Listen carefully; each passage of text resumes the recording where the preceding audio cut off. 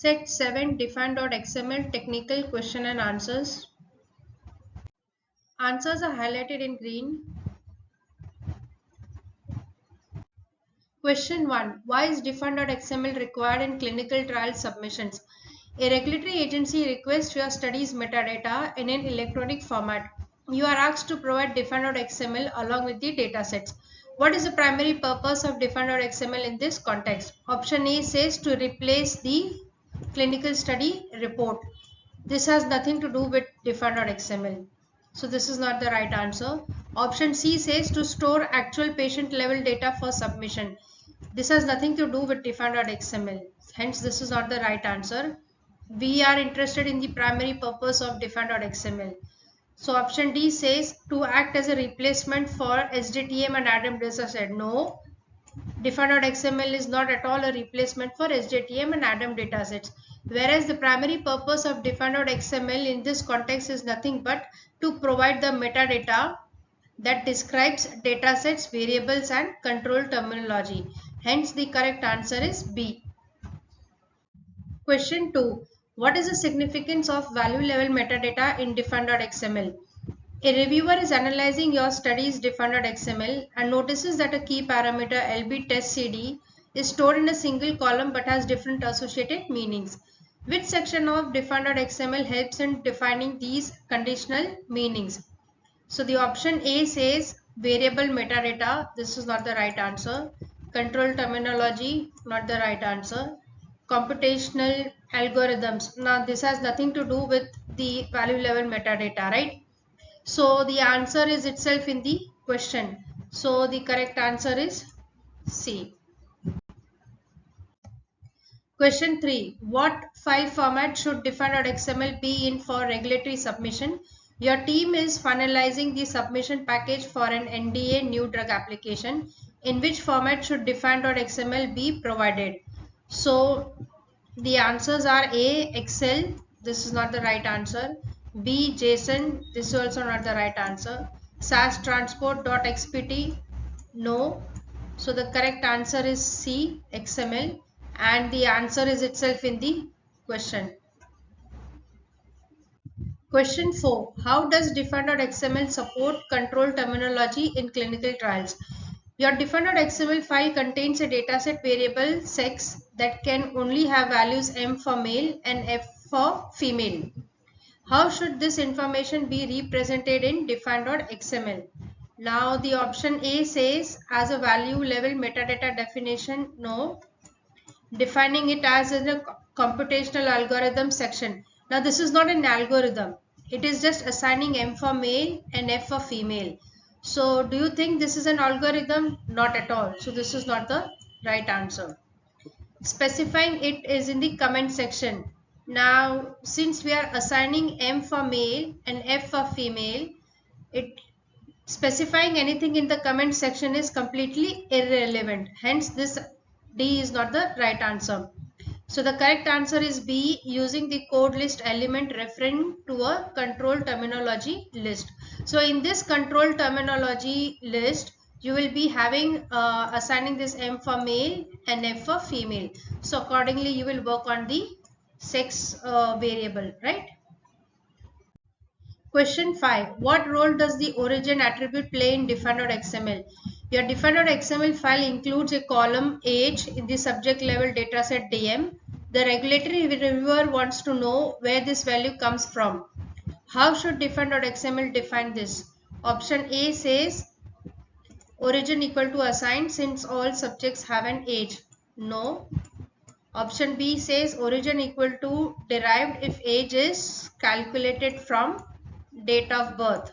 Well, if the age is calculated from date of birth and the first date of screening when that patient arrived actually in the clinical trial study, based on that you can create a formula and you can calculate the age. Hence the origin is derived. Option C, origin is equal to CRF if age is directly collected on a case report form. So say for example, if the patient is directly saying the age, that is the collected, so hence the origin is equal to CRF. So the correct answer is either B or C depending on the actual source. Now say for example, you will come across a particular patient who is not aware his date of birth.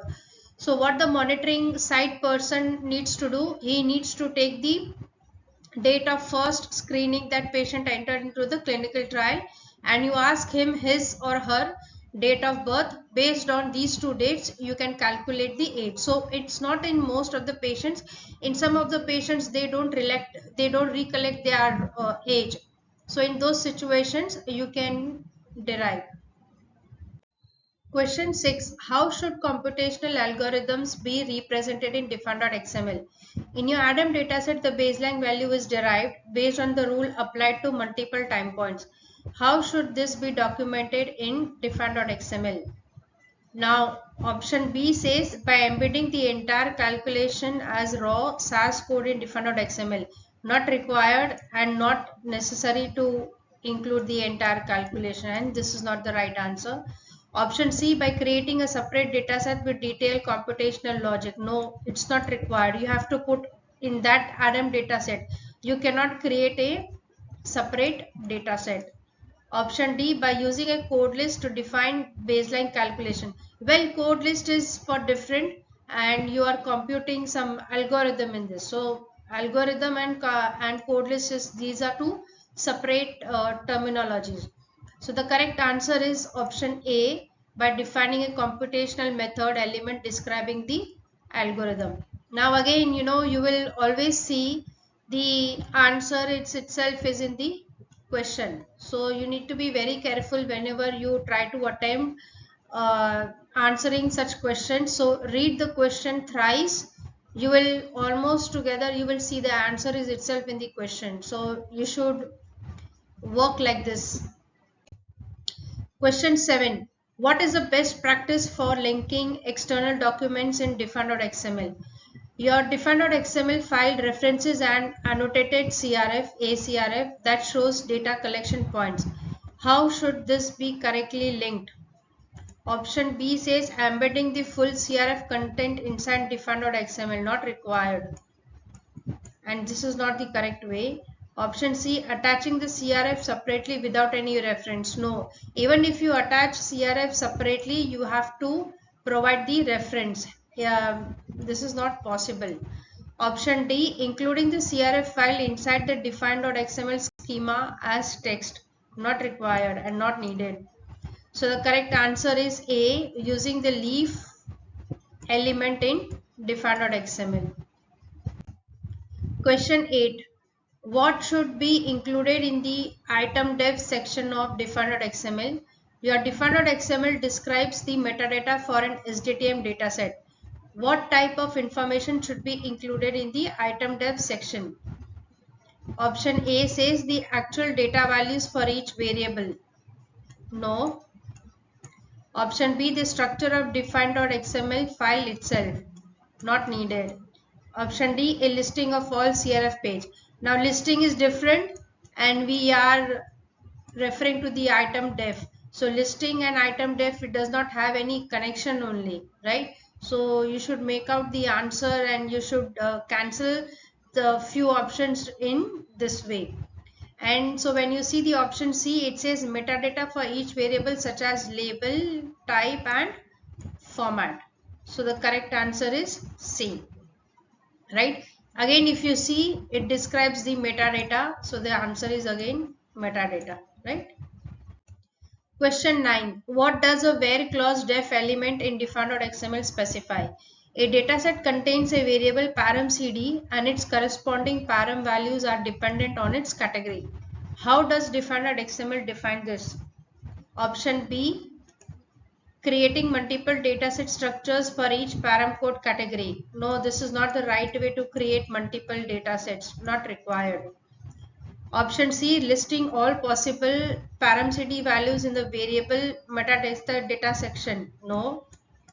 Defining each param cd as a separate code list. No. So what the correct answer is? Option A, using a where clause def to describe value level metadata. So in this value level metadata, you will include all such options or values that are possible. Question 10. How can Define.XML improve the efficiency of regulatory review? A regulatory reviewer is using Define.XML to understand the structure of the submitted datasets. How does Define.XML contribute to the review process? Now option B says by replacing the need for clinical study reports, that is CSR. Now this concept is not related to Define.XML, right? Our concept is Define.XML. So from where this CSR is coming? So this is not the right answer. Option C, by automating the statistical analysis of clinical data. Now the statistical analysis, it's not related to Define.XML, because when you do the statistical analysis, you present that in table listings and figures, right? So this is not the right answer. By ensuring all datasets comply with ADAM and SDTM standards automatically. This is also not the right answer, because we were interested in contributing Define.XML to the review process. So how does it contribute? So it contributes by providing structured metadata for variables and datasets. So if Define.XML, it gives you the structured metadata for variables and data types, then it contributes to the review process, right? So the correct answer is A. Please like, share and subscribe. Leave a feedback comment mentioning any topic that you want me to make a video. Looking forward for a positive response.